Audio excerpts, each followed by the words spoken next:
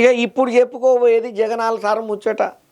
ఇక మొన్నట్లాయనే సత్తెనపల్లి పర్యటన పల్నాడు ముచ్చట. అబ్బో ఇక ఎంత తక్కువ మాట్లాడుకుంటే అంత మనకే మంచిది. కానీ ఇక ఇప్పుడు మళ్ళీ ఒక టూర్ ప్లాన్ వేసిండట. ఇక జగనన్న ఇట్లా టూర్ ప్లాన్ వేయగానే అందరు నెత్తిన గుడ్డేసుకొని ఆలోచనలో పడ్డారట. అగ్గో మళ్ళీ జగనన్న నెల్లూరుకు వస్తానంటే మళ్ళీ ఇప్పుడు ఏమైనా మూడుతుందా, లేకపోతే మంచిగా టూరు ఫినిష్ చేసుకొని పరామర్శన చేసుకొని పోతాడా, అసలు ఉన్నట్టుండి జగనన్న నెల్లూరుకి ఎందుకు వస్తున్నాడు అనే డౌట్ అనుమానాలు చాలామందికి వస్తున్నాయట. మీ డౌట్ అనుమానాలు తీర్చనీకే వార్త పురాగా తెచ్చిన ఒక్కసారి చూడండి.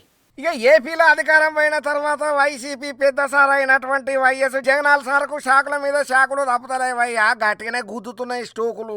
ముఖ్యంగా కూటమి సర్కారు ఏడాది పాలన పూర్తయిన ముచ్చట్లలో జనంలోకి పోయి వైఫల్యాలను, కూటమి చేస్తున్న తప్పిదాలను ఎండగట్టేటట్టుగా పబ్లిక్ ను ఒక ఫోకస్ ను మళ్లించేటట్టుగా జగనాలు చేస్తున్న ప్రయత్నాలకైతే గట్టిగానే బ్రేకులు కూటమి సర్కారు ఎక్కడికక్కడ ఎత్తనే ఉన్నది. అయినా కూడా జగనాల సార్ తగ్గుతలేడు, తగ్గేదేలే అనుకుంటా ఎక్కడ ఏ చెక్కు పెట్టాలనో ఆ చెక్కు పెట్టేటట్టు గేమ్ మంచిగానే ఆడదామని ప్లాన్ ఎత్తున్నాడు జగనాల్ సారు. అయితే ఈ ముచ్చట్లలోనే ఎల్లుండి నెల్లూరు పర్యటనకు రెడీ అయ్యిండు జగనాల్ సారు. జైల్లో ఉన్న మాజీ మంత్రి కాకాని గోవర్ధన్ రెడ్డితోని ములాఖాత్కు ఏర్పాటు చేసుకుంటున్నాడు. ఇక జూలై 3వ తారీఖున నెల్లూరు పోయి కాకాని గోవర్ధన్ రెడ్డిని పరామర్శన చేసేందుకు రెడీ అయినటువంటి జగనాల్ సార్కు రీసెంట్ గా అయినటువంటి ఏవైతే కొన్ని దుర్ఘటనలు అయినాయో ఆ ముచ్చట్ల కఠిన ఆంక్షలు విధించబట్టినరయ్యా ఏపీ సర్కారు. ఇక ఇంట్లో మరీ ముఖ్యంగా నెల్లూరులో జగన్ పర్యటనకు సిరుపు 100 మందిని మాత్రమే అనుమతి ఇస్తామని చెప్పి పోలీసులు కారాఖండిగా కండిషన్ పెట్టిళ్ళు. ఇందుకు ఒప్పుకుంటేనే మేము అనుమతి ఇస్తాం అని బల్ల గుద్దినట్టు బరాబరగా ఘంటాపదంగా చెప్తున్నారు పోలీసు పెద్ద సార్లు. ఇక ఈ ముచ్చటతోని జగన్ సారు గతంలో తీసుకున్నట్టు ఏదో తీర్ల అనుమతి తీసుకొని మల్ల గుళ్ళాలు పడి ఎట్లు అట్లా బల ప్రదర్శన చేద్దామని అనుకున్న సుతా ఛాన్స్ లేకుండా మొత్తం కట్టడి చేసింది కూటమి సర్కారు,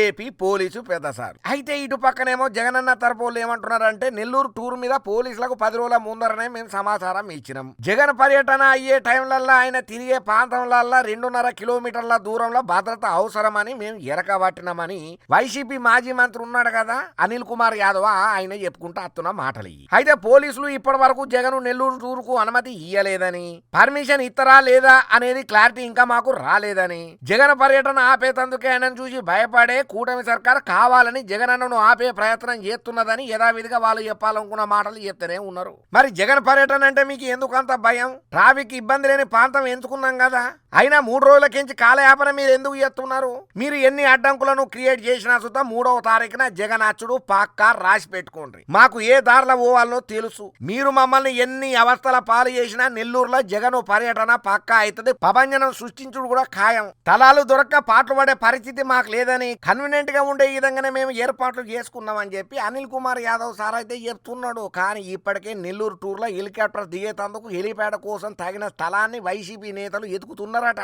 అయితే స్థానిక టీడీపీ ఎమ్మెల్యే కోటమిరెడ్డి శ్రీధర్ రెడ్డి ఉన్నాడు కదా, ఆయనే జగన్ సారు హెలిప్యాడ్ ను స్థానికులు ఇయ్యాలని స్థలం అనుకున్నా సుతం ఇయ్యకుండా వాళ్ళ మీద ఒత్తిడి తెస్తున్నాడు అని చెప్పి వైసీపీ లీడర్లు కామన్ గా వేసే ఎలిగేషన్ చేస్తున్నారు. కానీ దీని మీద నిజాలు నిరూపణ కాలేదు, ఇవన్నీ ఉత్త మాటలని చెప్పి ఓ పక్కన కోటమిరెడ్డి శ్రీధర్ రెడ్డి సార్ కూడా కొట్టిపాడెత్తున్నాడు. ఇక దీంతో ఇప్పటి వరకు జగనాల్ సారు హెలిప్యాడ్ లో ఏ ప్లేస్ లో దిగుతారు అనేది మాత్రం ప్లేస్ ఫిక్స్ కాలేదు. కానీ 3వ తారీఖు మాత్రం ఓదరపు యాత్ర లెక్కనే రెడీ అయిపోయిందట. కాకాని గోవర్ధన్ రెడ్డి సార్ను పరామర్శన చేయనీకే నెల్లూరుకు.